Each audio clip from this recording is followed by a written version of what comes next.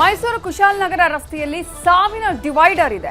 ಸಾವಿನ ಡಿವೈಡರ್ಗೆ ಪ್ರತಿದಿನವೂ ವಾಹನಗಳು ಇಲ್ಲಿ ಬಲಿಯಾಗ್ತಾ ಇದೆ. ವಾಹನಗಳು ಆ ಡಿವೈಡರ್ಗೆ ತಾಗಿ ಸಾಕಷ್ಟು ಆಕ್ಸಿಡೆಂಟ್ಗಳು ಆಗ್ತಾ ಇದೆ. ಭಯಾನಕವಾಗಿದೆ.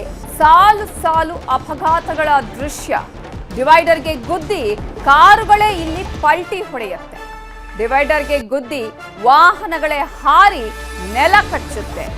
ಒಂದೊಂದು ಅಪಘಾತದ ದೃಶ್ಯವು ಇಲ್ಲಿ ಭೀಕರವಾಗಿದೆ, ಭಯಾನಕವಾಗಿದೆ. ಪ್ರತಿಯೊಬ್ಬರು ಭಯ ಪಡುವಂತ ರೀತಿಯಾಗಿ ಆಗಿದೆ. ಇದು ಎಲ್ಲಿ ಇರೋದು ಅಂತ ಹೇಳಿದ್ರೆ ಮೈಸೂರು ಕುಶಾಲನಗರ ರಸ್ತೆಯಲ್ಲಿ. ದೃಶ್ಯಗಳಲ್ಲಿ ನಿಮಗೆ ನಾವು ತೋರಿಸ್ತಾ ಇದೀವಿ ನೋಡಿ.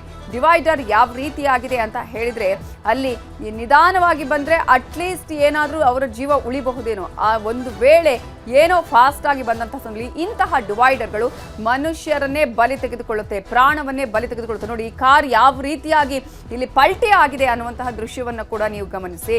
ಇಲ್ಲಿ ಸಾಲು ಸಾಲು ಅಪಘಾತಗಳು ಪ್ರತಿನಿತ್ಯ ಆಗ್ತಾ ಇದೆ. ಅಧಿಕಾರಿಗಳ ಇದು ಗಮನಕ್ಕೆ ಬಂದ್ರೂ ಕೂಡ ಸುಮ್ಮನೆ ಕಣ್ಮುಚ್ಚಿ ಕೂತಿದಾರ, ಆಗ್ಲಿ ಏನು ಸಮಸ್ಯೆ ಇಲ್ಲ ಅನ್ನುವಂಥ ರೀತಿಯಲ್ಲಿ ವರ್ತನೆಯನ್ನ ಮಾಡ್ತಾ ಇದ್ದಾರಾ ಅನ್ನುವ ಪ್ರಶ್ನೆ. ನೋಡಿ, ನಿಮಗೆ ನಾವು ದೃಶ್ಯಗಳಲ್ಲಿ ತೋರಿಸ್ತಾ ಇದೀವಿ. ಪ್ರತಿದಿನ ಇಂತಹದ್ದೇ ಒಂದು ಸಮಸ್ಯೆಗಳು ಆಗ್ತಾ ಇದೆ. ಈ ಒಂದು ಡಿವೈಡರ್ನಿಂದ ಸಾವಿನ ಡಿವೈಡರ್ ಆಗಿ ಇದು ಮಾರ್ಪಾಡಾಗಿದೆ. ಕಾರುಗಳು ಪಲ್ಟಿ ಹೊಡೆಯುತ್ತೆ, ಜೊತೆಗೆ ಈಗಾಗಲೇ ಅಲ್ಲಿ ವಾಹನಗಳೇ ಅಲ್ಲಿಂದ ಯಾವ ರೀತಿಯಾಗಿ ರಭಸವಾಗಿ ಹಾರಿ ಈ ಕಡೆ ಬರುವಂತಹ ಪರಿಸ್ಥಿತಿ ನಿರ್ಮಾಣ ಆಗಿದೆ ಅನ್ನೋದನ್ನ ನೀವು ಗಮನಿಸಬೇಕಾಗತ್ತೆ. ಒಂದೊಂದು ಅಪಘಾತದ ದೃಶ್ಯವೂ ಕೂಡ ಅಲ್ಲಿ ಭಯಾನಕ ಆಗಿದೆ. ಅಧಿಕಾರಿಗಳು ಇದರ ಬಗ್ಗೆ ಗಮನವನ್ನು ವಹಿಸಬೇಕು. ಅಧಿಕಾರಿಗಳು ಈಗ ಡಿವೈಡರ್ ಹಾಕಿದ್ದೀವಿ ನಾವು ಅನ್ನೋದು ಅಷ್ಟೇ ಅವರ ಕೆಲಸನ, ಸುರಕ್ಷಿತವಾಗಿ ಇದೆಯಾ ಅಥವಾ ಯಾವ ರೀತಿಯಾಗಿದೆ, ಅದರಿಂದ ಏನೇನು ಸಮಸ್ಯೆ ಆಗ್ತಾ ಇದೆ ಅನ್ನೋದನ್ನ ತಿಳ್ಕೊಳ್ಬೇಕಲ್ಲ. ಈಗ ಇಷ್ಟೊಂದು ದಿನ ಪ್ರತಿನಿತ್ಯ ಆಕ್ಸಿಡೆಂಟ್ಗಳಾಗ್ತಾ ಇದೆ. ಯಾಕಾಗ ಆಗ್ತಾ ಇದೆ? ಇದರಿಂದಾಗಿ ಆಗ್ತಾ ಇದೆಯಾ? ಇದಕ್ಕೆ ಏನ್ ಮಾಡಬೇಕು? ಯಾವ ರೀತಿಯಾಗಿ ಇದಕ್ಕೆ ಪರಿಹಾರವನ್ನ ಕಂಡುಕೊಳ್ಬೇಕು?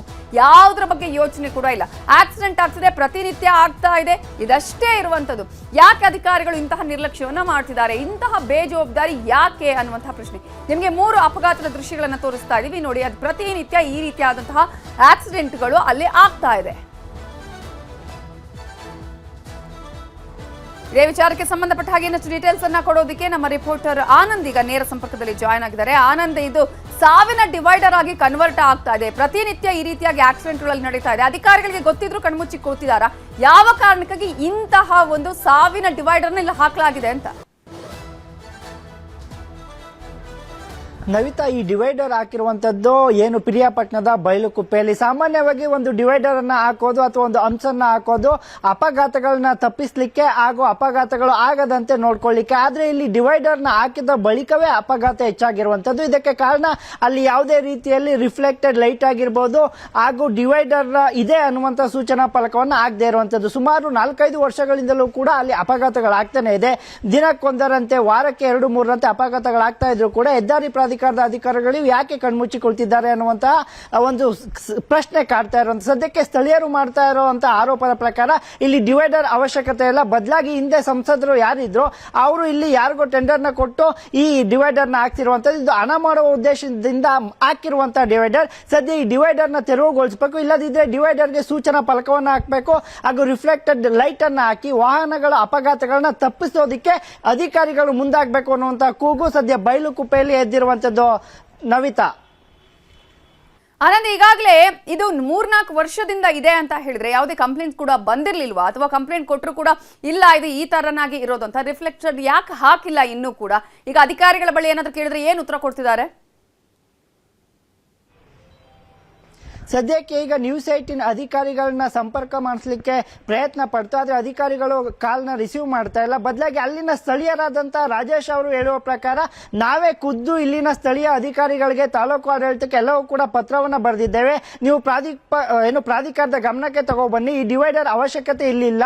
ಒಂದು ವೇಳೆ ಇಲ್ಲ ಡಿವೈಡರ್ ಆಗೋಗಿದೆ ಇರ್ಲಿ ಅನ್ನೋದಾದ್ರೆ ಸೂಚನಾ ಫಲಕಗಳನ್ನ ಹಾಕ್ಲಿಕ್ಕೆ ಹೇಳಿ, ರಿಫ್ಲೆಕ್ಟೆಡ್ ಲೈಟ್ ಅನ್ನ ಹಾಕಕ್ಕೆ ಹೇಳಿ. ಸಂಜೆ ವೇಳೆಗೆ ಮಡಿಕೇರಿಯಿಂದ ಮೈಸೂರಿನಿಂದ ಅತಿ ಹೆಚ್ಚು ವಾಹನಗಳು ಓಡಾಡ್ತವೆ.